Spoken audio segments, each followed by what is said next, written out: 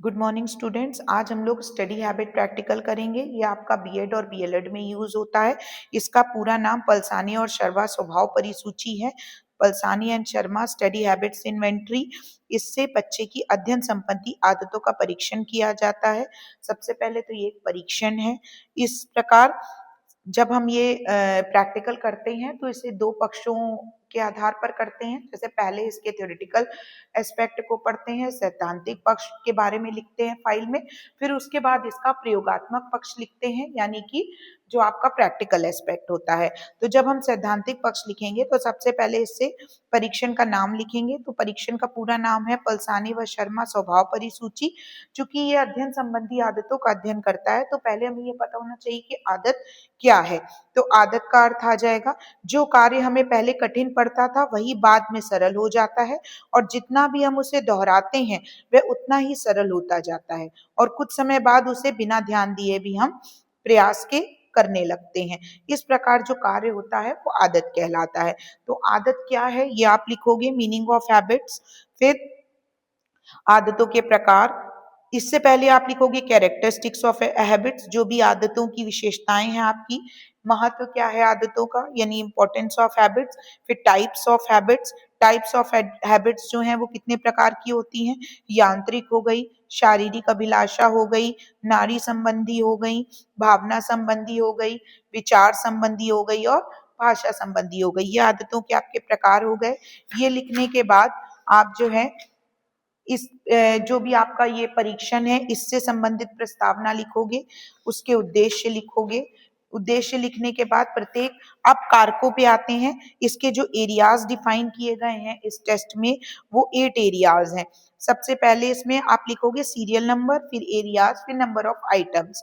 अब ये जो एरिया है, जो क्षेत्र हैं, कहने का तात्पर्य यह है कि ये क्षेत्र वो क्षेत्र हैं जो ये परिसूची तैयार की गई है बच्चों।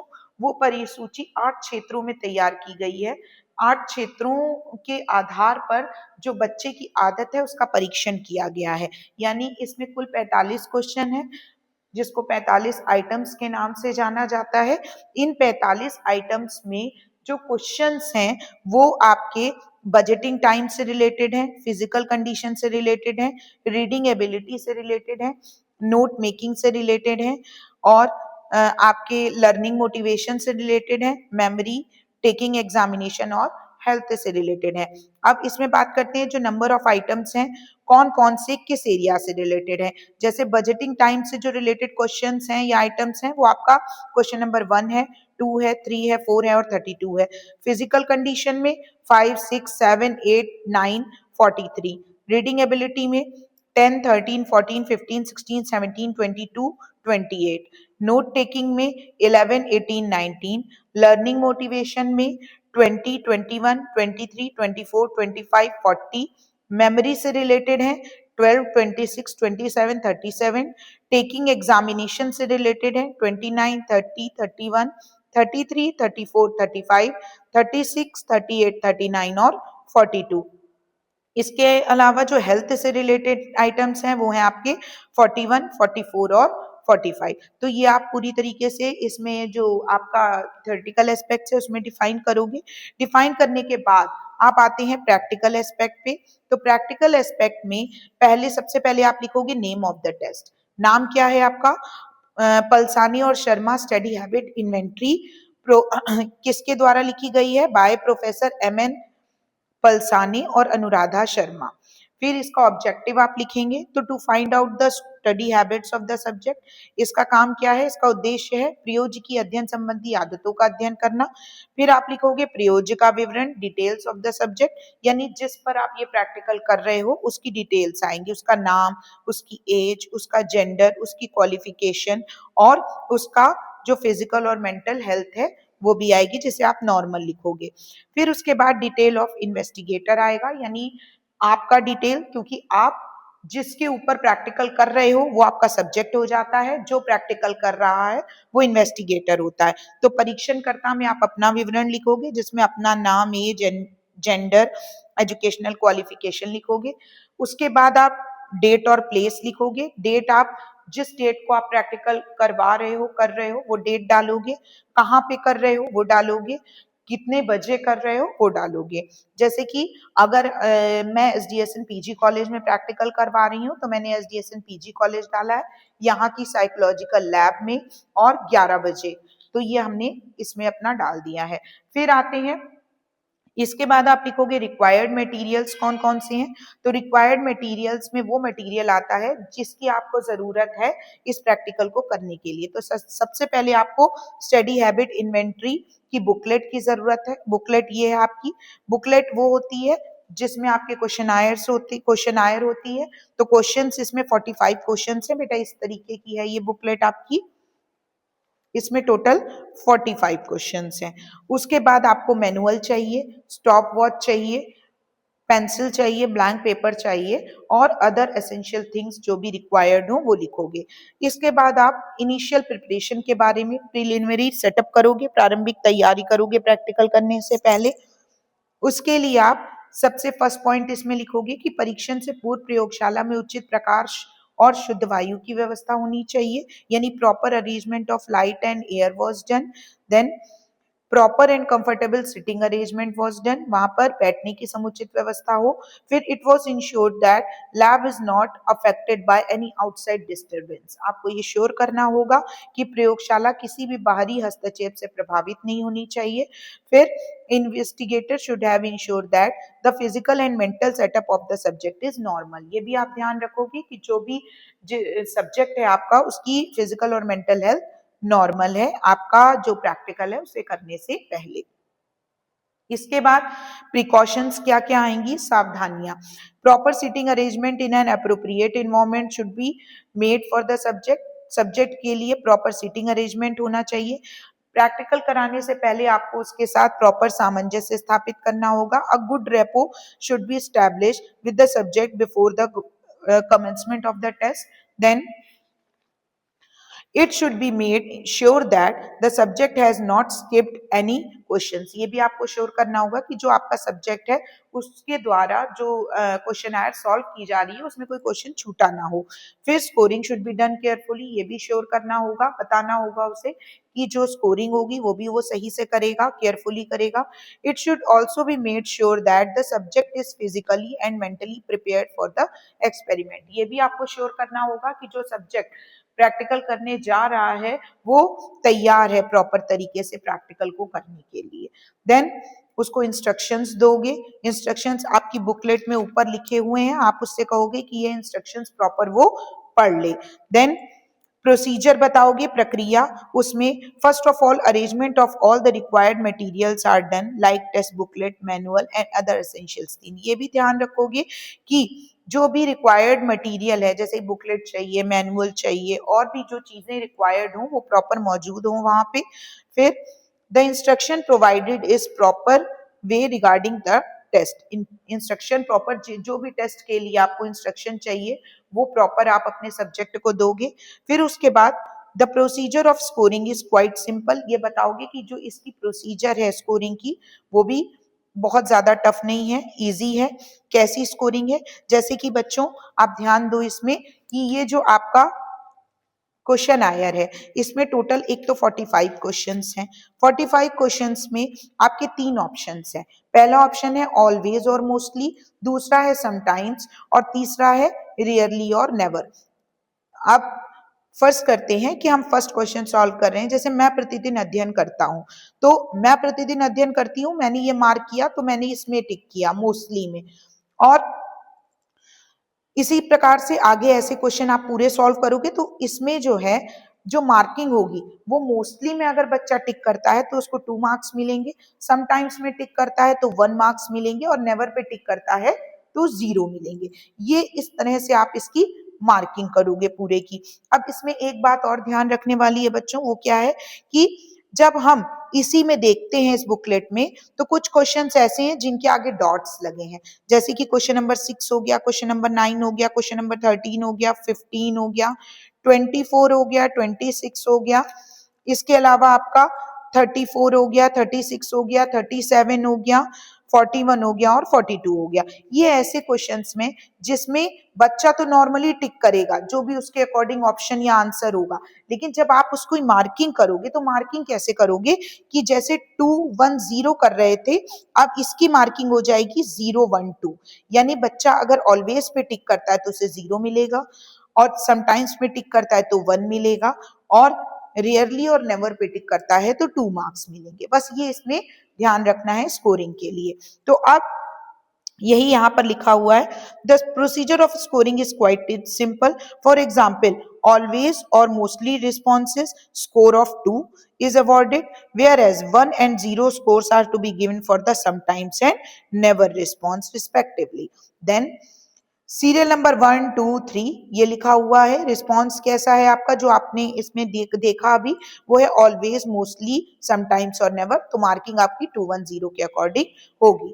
In the case of statement numbers, जो कि मैंने अभी आपको बताया जिसमें डॉट लगी हुई है क्वेश्चंस के सामने, वो question number 6 9 13 15 24 26 34 36 37 41 and 42, the weightage of scoring is reversed, यानी उसकी स्कोरिंग रिवर्स्ड हो जाएगी। It is as 012। वो किस तरह से स्कोरिंग होगी उसकी? 012 for always, sometimes and never responses respectively. The maximum score कितना होगा? क्योंकि हर क्वेश्चन में मैक्सिमम मार्क्स आप 2 दे सकते हो और 45 क्वेश्चन है तो आपके मैक्सिमम स्कोर 90 होंगे। फिर उसके बाद बेटा जब ये पूरा लिख लोगे तो इसमें आपका ऑब्जर्वेशन टेबल नंबर 1 बनेगा। ऑब्जर्वेशन टेबल नंबर 1 कैसे बनेगा? जिसमें आप सबसे पहले सीरियल नंबर लिखोगे, फिर आप एरियाज डिफाइन करोगे, फिर नंबर ऑफ आइटम्स लिखोगे, मैक्सिमम स्कोर लिखोगे, ऑब्टेन्ड स्कोर लिखोगे और परसेंटेज लिखोगे।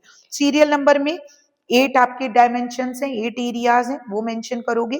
फिर उसके बाद कौन कौन से हैं वो? Budgeting time, physical condition, reading ability, इन सबसे रिलेटेड जो नंबर ऑफ क्वेश्चंस हैं वो यहाँ पे नंबर ऑफ आइटम्स मेंशन करोगे। फिर चूंकि अभी मैंने आपको बताया एक क्वेश्चन मैक्सिमम 2 मार्क्स का हो सकता है, तो मैक्सिमम स्कोर आपका 45 क्वेश्चंस का 90 मार्क्स का होगा। तो इसमें 1 2 3 4 5 क्वेश्चन है तो 5 इंटू 2 इज इक्वल्स टू 10 आ जाएगा। इसी तरीके से 1 2 3 4 5 6 क्वेश्चन है तो 6 इंटू 2 12 आ जाएगा। इस तरह से मैक्सिमम स्कोर्स आप निकाल लेंगे। देन इसको करने के बाद आपने जैसे मान लीजिए इसे सॉल्व किया है, ठीक है, इसे सॉल्व किया है तो बच्चे ने पहले क्वेश्चन का पहला ऑप्शन टिक किया है, पहला ऑप्शन टिक किया है यानी उसको 2 मार्क्स मिल गए, और इसी तरीके से दूसरे क्वेश्चन के उसको 1 मार्क्स मिल गए। तो आप हर क्वेश्चन के जितने मार्क्स मिले, जैसे फर्स्ट क्वेश्चन के 2, इस क्वेश्चन सेकंड क्वेश्चन के 1, इस तरह से जितने भी मार्क्स मिले उनको आप लिखोगे और जोड़ के यहाँ पे लिख दोगे। तो जो बच्चे ने ऑब्टेन्ड किए हैं स्कोर वो 10 में से 6 है, यानी 5 क्वेश्चंस थे, उसने जो आपके 3 क्वेश्चन है वो सही किए हैं, 2 क्वेश्चन गलत कर दिए हैं तो उसको 6 मार्क्स मिले। इसी तरीके से 6 क्वेश्चन थे, उसने 6 में से जितने भी सही किए उसको 9 मार्क्स मिले। 9 यानी कि आपके 6 में से उसने 4 क्वेश्चन सही किए होंगे, 4 नहीं, आपके जो भी हैं 12 क्वेश्चन, 12 मैक्सिमम स्कोर है 6 का, तो आपका ये 9 मार्क्स मिले हैं उसको। तो जितने क्वेश्चन उसने सही किए उसके अकॉर्डिंग उसको मार्क्स मिले हैं। फिर रीडिंग एबिलिटी में आपके 8 क्वेश्चंस हैं और 8 की टोटल स्कोरिंग 16 है, जिसमें से उसने जितने भी सही क्वेश्चन किए हैं उसमें उसको 12 मार्क्स मिले। तो जितने भी सही मार्क्स मिले हैं उसको ऑब्टेन किए हैं उसने, वो इसमें आ जाएंगे, मैक्सिमम स्कोर इसमें आ जाएंगे। फिर इसके बाद इसका परसेंटेज इंडिविजुअली निकालेंगे। तो कैसे निकालेंगे? 6 डिवाइडेड बाई 10 इंटू 100 करेंगे तो 60% आ जाएगा। 9 डिवाइडेड बाई 12 इंटू 100 करेंगे तो 75% आ जाएगा। इस तरह से हमने इसका इंडिविजुअली परसेंटेज निकाल लिया। उसके बाद हम आते हैं टोटल पे। टोटल इसमें नंबर ऑफ आइटम्स 45 थे, मैक्सिमम स्कोर्स 90 थे, ऑब्टेन स्कोर्स जब जोड़े तो 68 आए। तो परसेंटेज भी टोटल का कैसे निकलेगा? 68 डिवाइडेड बाई 90 इंटू 100। तो इसका जो टोटल परसेंटेज आ रहा है वो 75.50 आ रहा है। देन आप क्या करोगे? रिजल्ट, परिणाम देखोगे। तो टोटल स्कोर उसने कितने ऑब्टेन किए हैं? 68।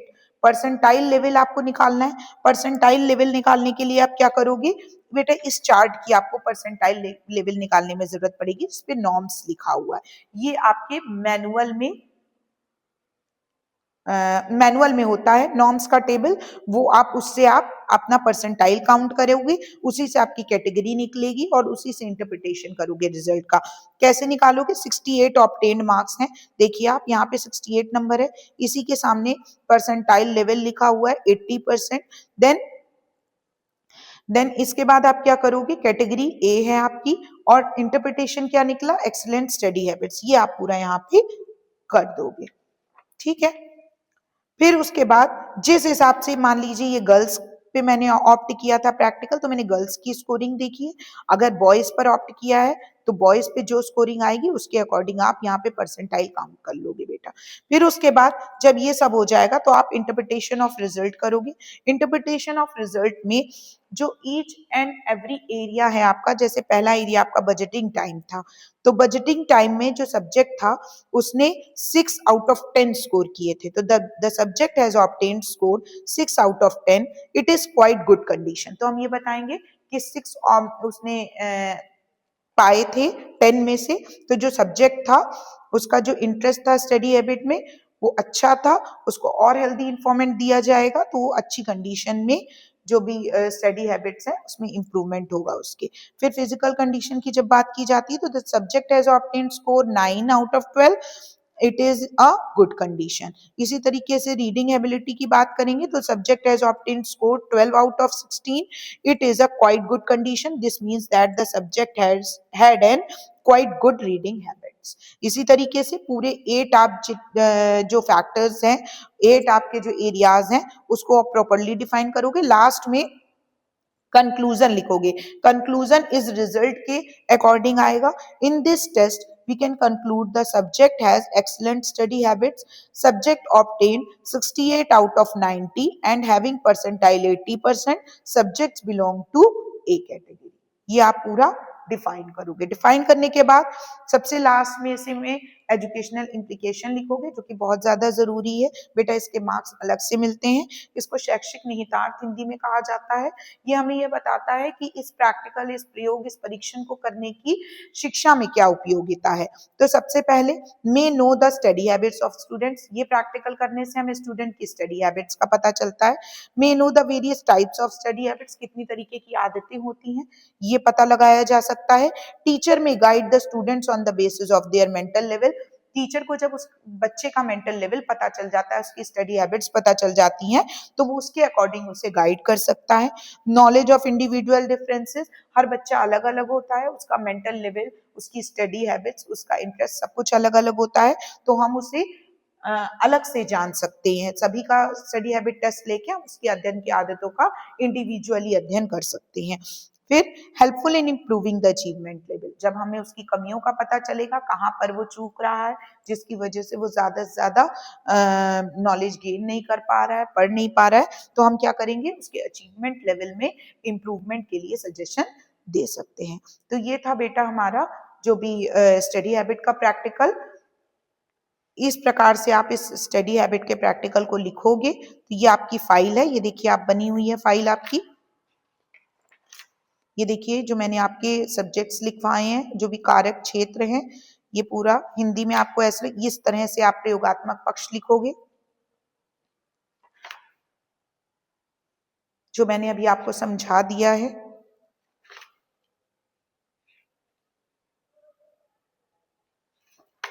यहाँ पे आप अपनी बुकलेट लगा दोगे, ये चार्ट बनाओगे जो मैंने अभी आपको समझाया, इसमें आप ग्राफ भी बना के लगा सकते हो। परिणामों का विश्लेषण देखिए यहाँ पे एक्सप्लेनेशन ऑफ रिजल्ट किया गया है, कुल अंक, प्राप्तांक, परसेंटाइल, परसेंटेज सब निकाला गया है इसमें। इसी तरह से आप अपनी फाइल में लिखोगे बेटा इसको। ये आपका स्टडी हैबिट का प्रैक्टिकल है। Thank you so much.